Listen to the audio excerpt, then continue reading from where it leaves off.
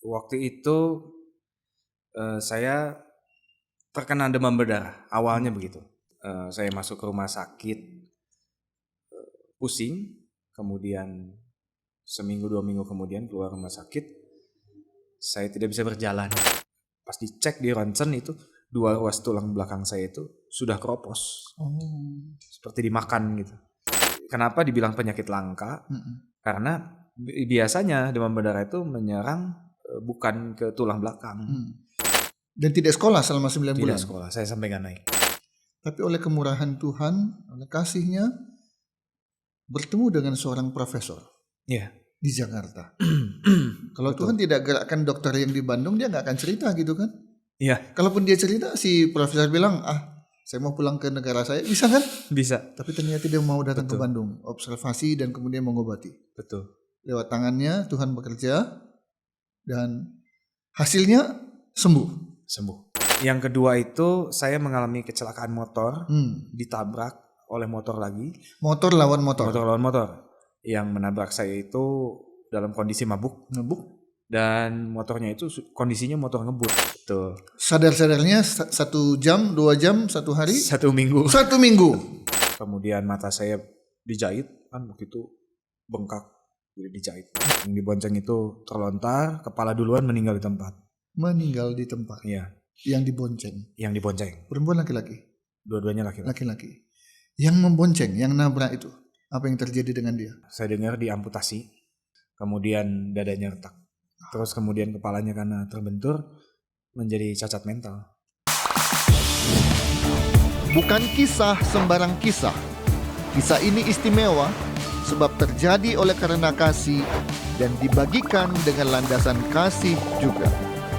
Inilah podcast Berbagi Kisah dan Kasih bersama saya, Yunus Timotius.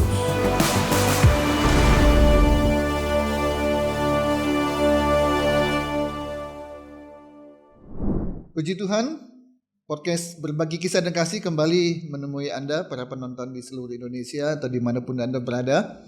Saya Yunus Timotius. Kali ini kedatangan seorang tamu yang kisahnya menurut saya patut kita dengarkan karena mengandung kasih Tuhan yang sungguh luar biasa. Siapa dia? Inilah Herwin Parta, SPD MPD, seorang anak muda yang pernah mengalami 2 kali peristiwa yang tidak mengenakan dalam hidupnya. Kita temui segera. Apa kabar Herwin? Baik, Pak. Puji Tuhan, ya. Ada 2 peristiwa yang terjadi dalam hidup Herwin ya, yang kalau bisa sih nggak mau ngalamin gitu ya. Betul. Tapi apa boleh buat? Tuhan izinkan itu terjadi. Yang pertama terjadi pada saat Herwin masih kanak-kanak, masih kelas berapa? 5 SD Kelas kan? 5 SD. 5 SD. Tahun 95. 95. Apa yang terjadi? Waktu itu saya terkena demam berdarah, awalnya begitu. Hanya DB? DB saja. Okay. Terus? Saya masuk ke rumah sakit, pusing, kemudian seminggu 2 minggu kemudian keluar rumah sakit, saya tidak bisa berjalan. Tidak bisa berjalan? Ya, dari pinggang ke bawah udah lemas. Tidak bisa sama sekali tidak bisa berjalan itu kan artinya harus berdiri, menggerakkan kaki, ya. Kan itu nggak bisa. Berdiri pun sulit. Mungkin menggerakkan kaki bisa, tapi kalau berdiri lemas. Tapi tidak sampai lumpuh total. Artinya gini, kalau tiduran kaki masih bisa digerakkan. Bisa gerak, cuma lemasnya itu tidak bisa berdiri saja. Oke. Hanya itu yang terjadi setelah sepulang dari rumah sakit atau ada hal lain? Nah, selepas itu semakin parah. Jadi awalnya saya hanya lemas, kemudian bisa duduk. Nah, yang terjadi kemudian adalah saya tidak bisa duduk. Sudah tidak bisa jalan, masih bisa duduk, tapi berikutnya tidak bisa berjalan plus tidak bisa duduk. Tidak bisa duduk. Ditambah lagi rasa sakit di lower back. Ya, jadi apa ya? Semacam lower back pain tapi bukan gitu. Tulang punggung. Tulang punggung. Jadi dari mulai arah leher sampai ke ini? Iya. Pinggang. Apa yang terjadi? Itu kalau yang saya rasakan adalah seperti ditusuk-tusuk jarum, kemudian disayat-sayat silet gitu. Ya itu kombinasi. Oh. Tapi di dalam. Itu terjadi kalau si kasurnya itu misalnya ada yang mau nyekak saya, misalnya keluarga, kalau diinjak begitu kan, kadang bukan diinjak ya, berlutut gitu untuk kasurnya kan jadi nggak stabil, miring sedikit. Nah itu saya langsung teriak karena saking Bisa digambar nggak sakit yang waktu diderita itu sakit yang sebagaimana itu? Kalau yang pernah perawat anak gigi lebih sakit dari itu. Perawat anak gigi itu salah satu sakit yang menurut saya karena langsung ke saraf, sarafnya dimatikan, dibor. Ini lebih sakit lagi. Lebih sakit dari itu. Lebih sakit lagi. Berapa lama ngalamin kondisi seperti itu? Tidak bisa jalannya dari awal sampai belajar jalan. Berapa bulan? 9 bulan. 9 bulan. Yeah. Mengalami tidak bisa jalan, tidak bisa tidur, dan disertai dengan rasa sakit seperti ditusuk-tusuk jarum dan disilet-silet. Tidak bisa duduk lebih tepatnya. Ya. Jadi tetap hanya berbaring. Tetap hanya berbaring, walaupun sakitnya tidak terus-menerus ada, tapi kalau saya ganti posisi, saya pasti sakit. Jadi harus terlentang. Maaf, saking sakitnya misalnya apa menjerit atau keluar air mata atau bagaimana? Betul, saya sering menjerit, sering berteriak-teriak. Saking sakitnya itu. Saking sakit. Dan mengutuki itu normal. Karena sakit. Nggak ada obat. Oh, jadi nggak dikasih painkiller atau pernah rasa sakit? Tidak. Jadi hari demi hari, minggu demi minggu selama 9 bulan tanpa pengobatan? Tentu saya dibawa kemana-mana, dibawa ke spesialis saraf, digotong ke spesialis. Nah waktu saat digotong itu gimana? Ya harus hati-hati. Jadi saya dipindahkan dulu ke bed cover. Bed covernya itu diam di kasur saya, bed covernya ditarik supaya posisinya stabil.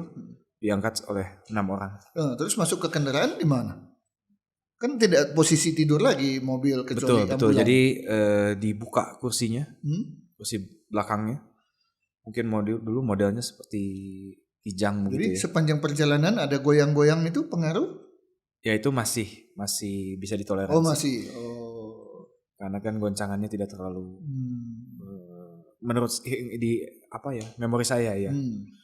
Seperti itu. Jadi sudah dirawat, diobati oleh dokter. Betul, alternatif paranormal. Kemudian apa sih namanya? Yang ahli pengobatan tulang begitu. Semua sudah dicoba. Semua sudah dicoba dan saya tidak sembuh. Tidak sembuh. Tidak sembuh. Tapi sekarang nggak apa-apa ini. Apa yang terjadi? Ya waktu itu saya terakhir tante saya melihat kok ini waktu dia entah kenapa waktu itu saya berhasil tengkurap. Dan ketika dilihat itu kok tulang belakangnya sebenarnya bukan tengkurap full ya tapi agak miring gitu. Tulang belakangnya kok kayak beda di bagian bawah pinggang itu, bagian belakang. Coba panggil adik saya yang waktu itu masih lebih kecil. Coba lihat tulang belakangnya. Oh iya beda. Gimana kalau kita bawa ke dokter tulang? Yaitu di rumah sakit tulang di Halmahera pada saat itu.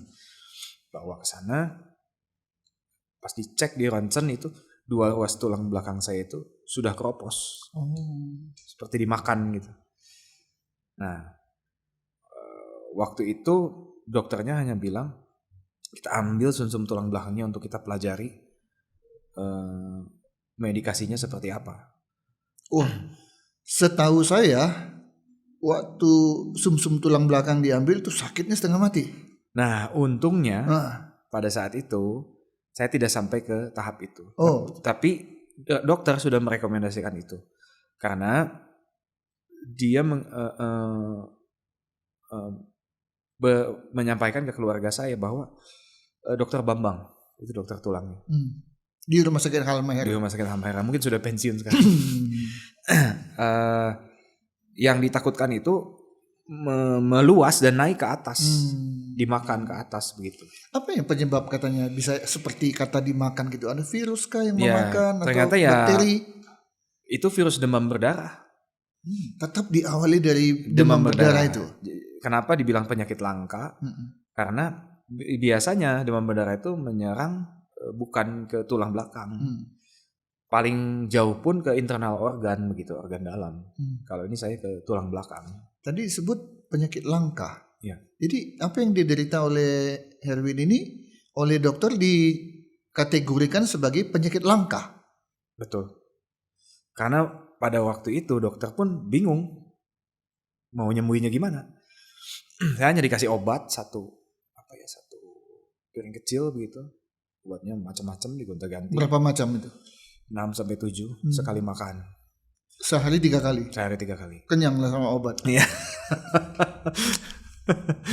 Ya dan saat itu ya saya tidak tahu kondisi bahwa saya hanya dengar dari orang tua nenek saya yang lebih banyak mengurus saya waktu itu bahwa saya mau diambil atau mau dioperasi.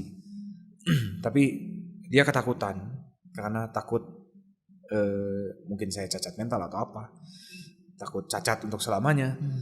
Dan satu ketika setelah itu ada dokter saya itu ikut konferensi internasional di Jakarta dan dia bertemu dengan profesor tulang dari Korea. Nah, itu titik balik Tuhan buka jalan di situ karena saya pikir medis Indonesia belum sampai ke sana pada saat itu. Dan profesor ini datang ke Bandung. Oh, jadi hasil perbincangan mereka. Betul. Oh, saya punya pasien ini di Bandung, penyakitnya langka dan sebagainya. Betul. Si profesor tertarik dan datang dia ke Bandung. Mau datang ke Bandung untuk observasi. Nah, setelah itu saya diobservasi, kaki saya diangkat begitu. Itu pun sakit. Terus kemudian setelah observasi dia ganti obat-obatannya. Saya ingat warnanya berubah.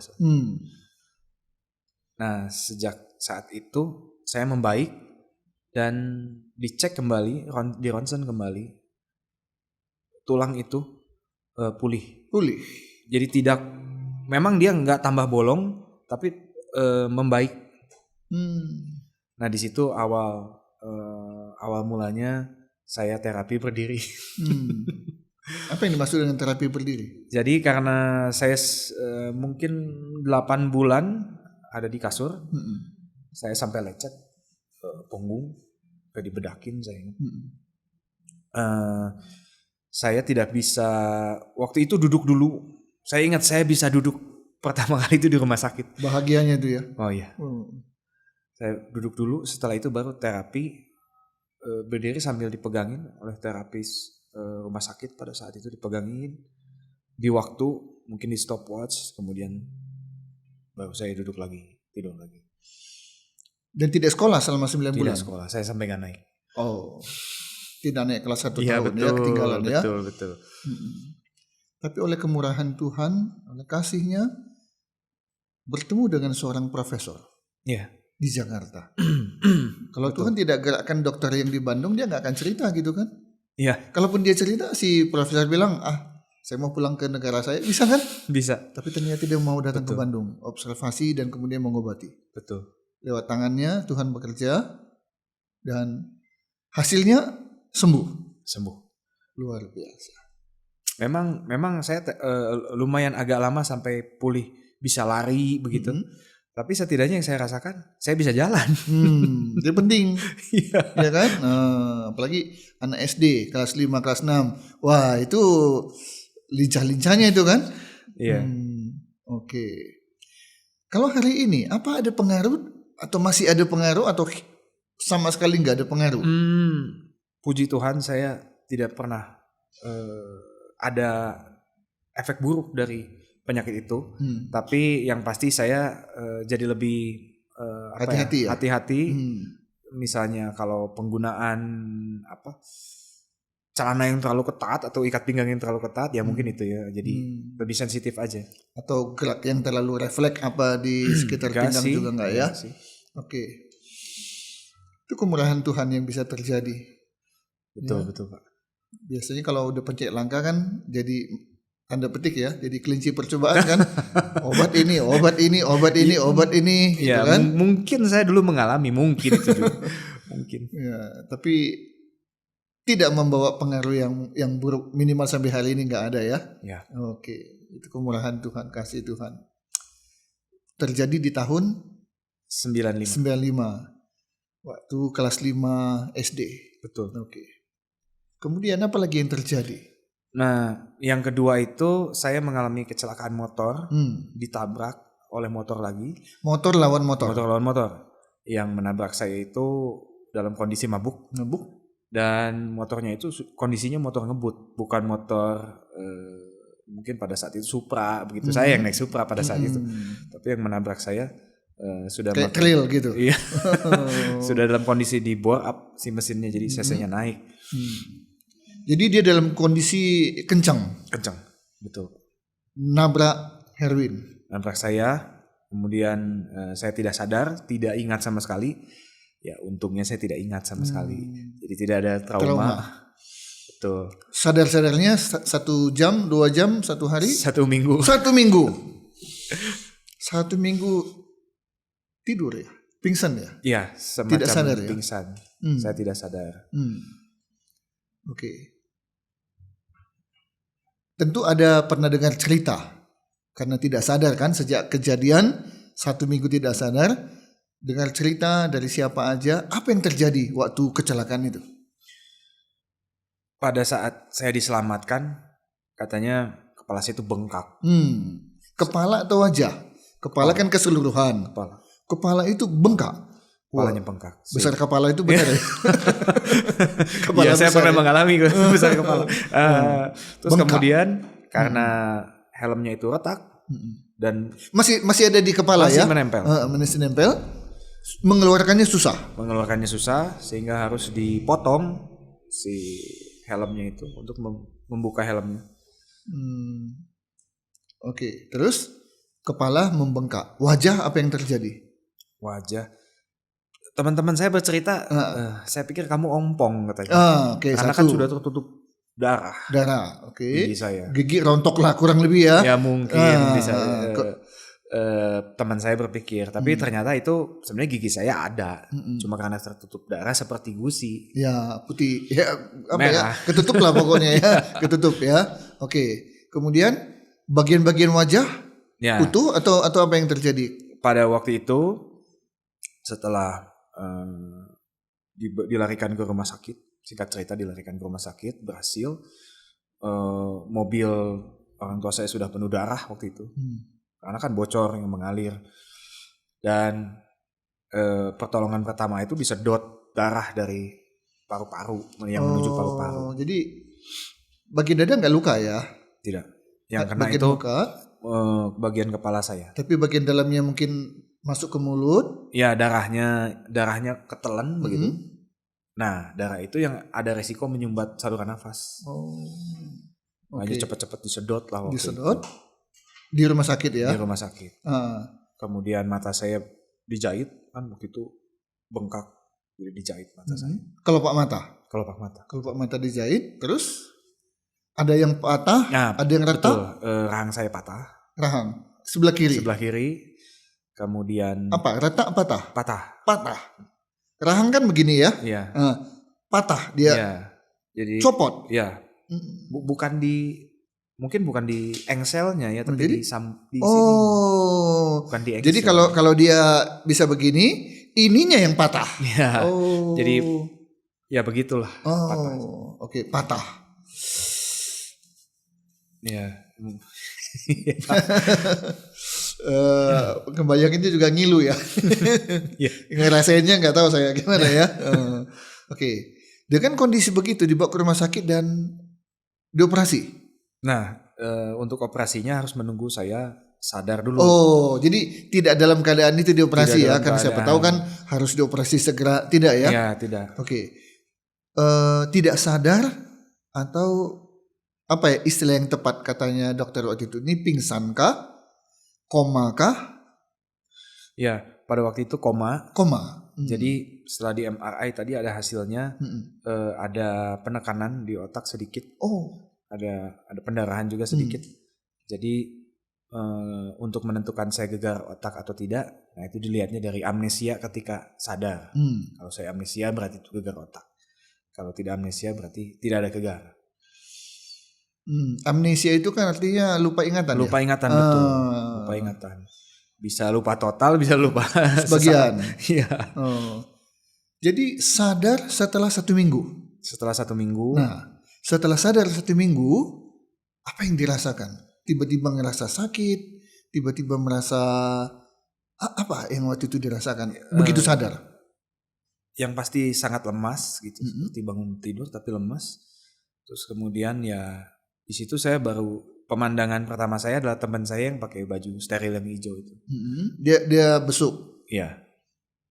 Terus tidak ada rasa sakit waktu begitu sadar buka mata tahu. Pada saat sadar sih tidak langsung terasa sakit, tapi seiring berjalannya waktu baru mulai terasa kepala bagian belakang saya, kemudian rahang saya gitu. Karena dulu, nah ini masih ada bekasnya sebenarnya. Di bagian ini ya? Iya, ini untuk dibolongin alat bantu nafas. Oh, begitu di sini.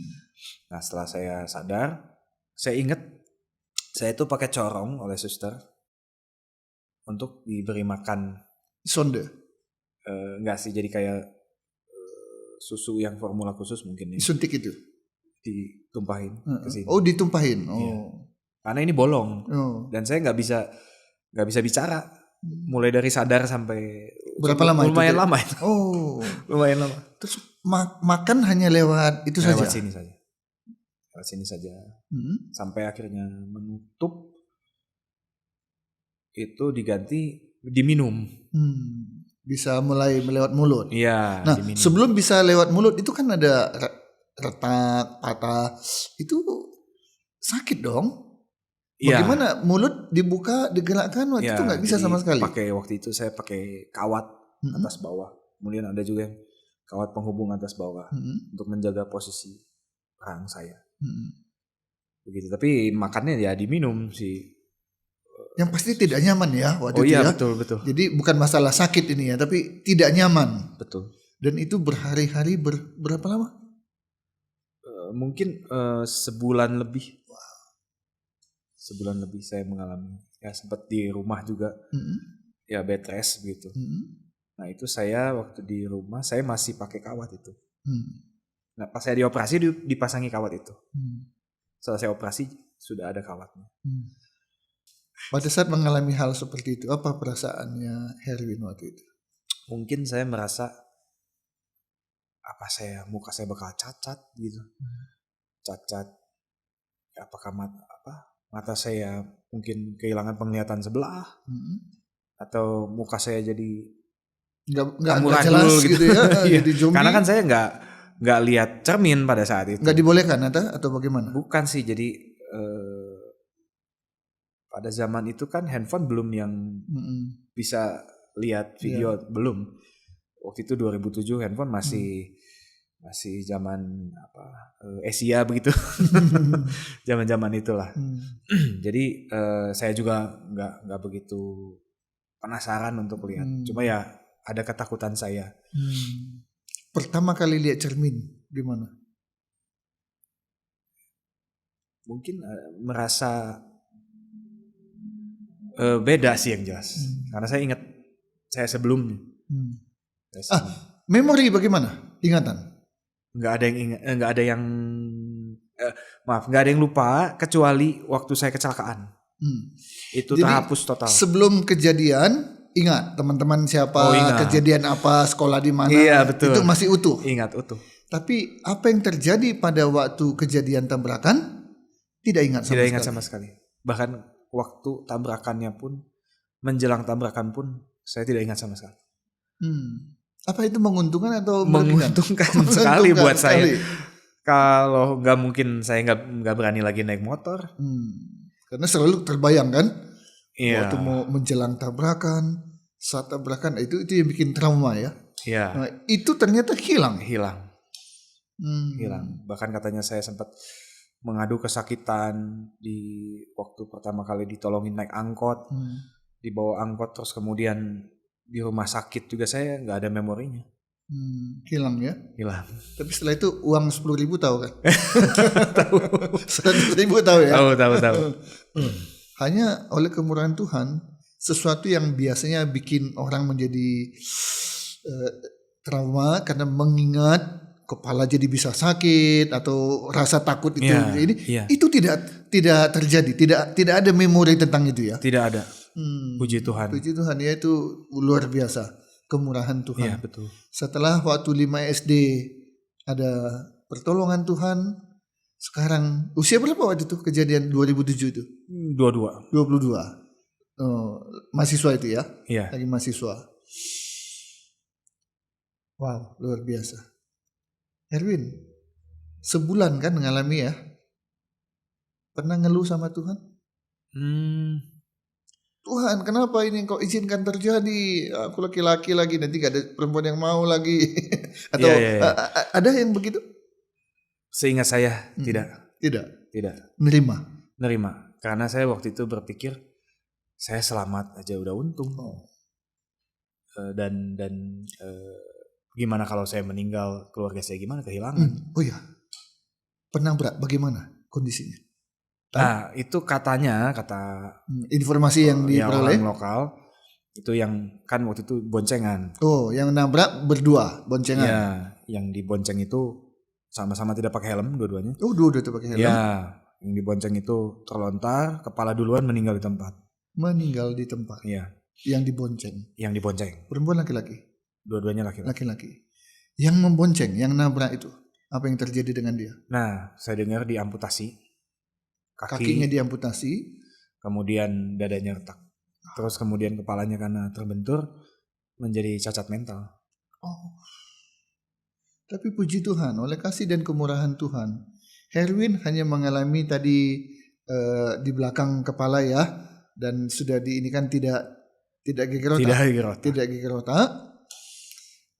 Tangan, kaki, dada tidak ada yang patah, luka. Luka ada, tapi nggak membuat saya misalnya patah tulang. Memang sempat saya pincang. Oh, sempat pincang karena benturan. Itu. Tapi kaki kanan. Mungkin ya luka lecet mungkin adalah gitu ya kan. Kan bukan kebal kan. Iya. Iya. Kena tanah, kena aspal apa itu pasti ada kena bentur. Betul. Tapi tidak ada tulang tangan, tulang kaki, dada yang sampai patah atau retak, enggak ada ya? Enggak ada. Luar biasa, Tuhan bisa atur ya, hanya wajah, tapi lewat upaya yang dilakukan oleh dokter, operasi juga dilakukan. Operasi. Sekarang utuh ini. Iya. Ya enggak, kalau tidak di keker gitu ya. Ini mana sih? Bohong enggak sih ini kejadiannya ini? Enggak, nyaris. Walaupun kalau mau diperhatikan benar, oh iya, sebelah sini ada bekas ya. Bekas sebelah kiri operasi itu. Di bawah kelopak mata itu ya. Betul. Oke, terus di mana lagi yang ada tanda-tanda bahwa jahitan itu di sini. Harus dekat itu pun. Itu ya. Oh. Di mata. Sama yang di leher. Oh ya, ini paling jelas. Itu paling jelas ya. Oh, dilubangi itu. Dilubangi, kemudian kalau katanya lubang ini kan menutup sendiri, jadi tidak dijahit pada saat itu. 2007, 17 tahun yang lalu. Ya kan? Sampai hari ini sudah 17 tahun. Ada pengaruh, ada akibat dari kejadian itu sampai hari ini? Kalau akibat negatif tidak ada. Tidak ada. Kalau yang positif ya banyak. Oh, apa itu yang positif? Yang lebih ke arah mentalitas aja sih. Bagaimana saya bisa mensyukuri hidup saya, hidup bonus. Orang lain bonusnya setelah 70 tahun, saya sudah bonus. Harusnya Lea melihat kejadian waktu 5 SD, kena penyakit langka, resiko tidak ada obat ya. Harusnya game over gitu ya. Atau lumpuh. Pinggang ke bawah. Tapi Tuhan sembuhkan. Dan yang kedua, yang nabrak aja amputasi dan yang dibonceng game over, meninggal. Tapi yang ditabrak, ya kan? Iya. Ternyata sampai hari ini sehat, segar, bugar. Ini oleh kemurahan Tuhan, tanpa ada efek-efek samping. Iya. Ya, otak bisa aja kan mulai sedikit ya, iya kan? Nah, itu tidak ada sama sekali ya. Tidak. Normal semua ya. Oh, ini kemurahan Tuhan. Oke, pelajaran apa yang, hikmah apa yang Herwin bisa dapatkan lewat dua kejadian yang penting dalam hidup Herwin itu? Saya merasa banyak orang yang mengalami mungkin trauma-trauma di luar sana, entah itu oleh keluarga, entah itu oleh di luar keluarga, orang-orang dekat mungkin. Saya pun bukan berarti tidak mengalami trauma kan, hal-hal itu saya anggap sebagai trauma. Tapi saya berpikir bahwa ketika Tuhan menyelamatkan saya banyak berhutang terhadap Tuhan. Jadi kalau saya tidak isi hidup saya dengan hal positif, saya rugi begitu di sisa hidup saya ini. Karena nggak tahu diri gitu ya. Iya. Sudah diberi kesempatan hidup oleh Tuhan 2 kali, kok nggak ngapa-ngapain untuk Tuhan gitu ya. Iya. Oke. Jadi sekarang apa balasannya Herwin? Ya, kalau yang selama ini saya lakukan, jadi saya melihat ada banyak orang dalam tanda petik, orang kecil, orang tidak mampu, tapi saya mencari yang mana nih yang tidak terperhatikan oleh orang. Jadi di luar persembahan saya menyisihkan untuk kayak misalnya penginjilan untuk bencong. Itu kan mereka sama sekali lepas dari radar. Memperhatikan orang yang selama ini kurang diperhatikan ya. Betul. Terus kemudian sekolah untuk anak jalanan yang jelas-jelas mereka orang ya di bawah miskin. Di bawah garis kemiskinan. Iya. Tapi masih ada orang yang mau mengelola, ya kesanalah saya menyisihkan. Secara pribadi. Ya, secara pribadi. Karena sebagai wujud rasa syukur. Iya. Gitu ya. Terus pelayanan bagaimana selama ini? Apa terlibat dalam pelayanan apa? Kalau saya pelayanan sebenarnya atau hanya sekedar ke gereja pulang, pulang. Enggak sih, sebenarnya saya ikut pelayanan musik. Ikut pelayanan musik. Iya. Tadi kuliah di IKIP. Ya. UPI. Di fakultas jurusan apa? Seni musik. Ya. Oh. Jadi memang kuliahnya di bidang musik. Betul. S1 dan S2-nya di bidang musik. Betul. Jadi ini pemusik, guru musik. Iya. Nah, terus dalam pelayanan gereja bermain musik. Iya, jadi nyambung ya. Banyak pemusik gereja kan hanya autodidak. Iya. Kalau tidak kursus. Ini sarjana S1 dan sarjana S2-nya dua-dua di bidang musik. Iya. Kita harus lihat nih mainnya nih. Apa spesialisasinya? Saya drum. Oh. Phil Collins ya. Dia sampai S3 ya. Phil Collins. Wah, saya belum baca itu. Ini. Yeah. Setahu saya dia juga pemain drum dan dia S3. Oh, doktor. Wow. Jadi memang dia terkenal dan dia bisa multi instrumen. Itu. Jadi kalau nanti Herwin lanjutkan S3 ya sama dengan Phil Collins. Mudah-mudahan bisa jadi Phil Collins Indonesia. Kesempatan yang Tuhan berikan, kasih Tuhan yang luar biasa. 2 kali mengalami peristiwa yang sangat tidak mengenakan, sangat menderita, sangat sakit.